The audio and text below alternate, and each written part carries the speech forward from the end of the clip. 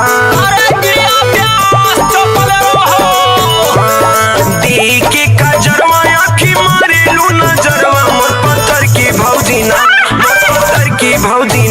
औती लगवे हमरा सर की मोर पत्थर की भौजीना औती लगवे हमरा सर की मोर पत्थर की भौजीना औती लगवे हमरा सर की मोर पत्थर की भौजीना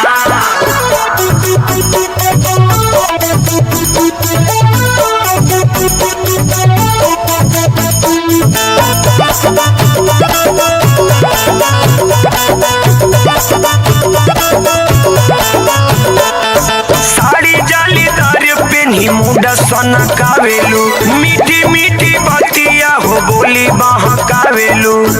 ए भौजी बोला हो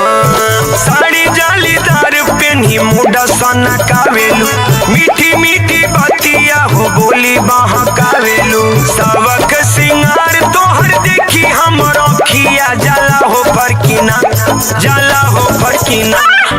लगवे हमरा सर की मोर पत्थर की भौजीना औती लगवे हमरा सर की मोर पत्थर की भौजीना औती लगवे हमरा सर की मोर पत्थर की भौजीना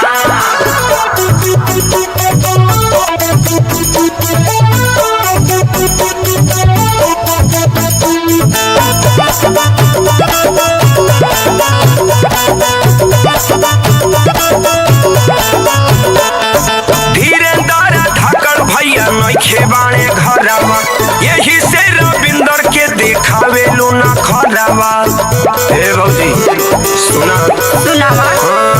धीरेंद्र धाकड़ भैया नइखे बाणे घरवा यही से रविंदर के देखावेलू ना खरवा देखी स्टाइल तोहर के सेठी भैया भइले हो ठरकीना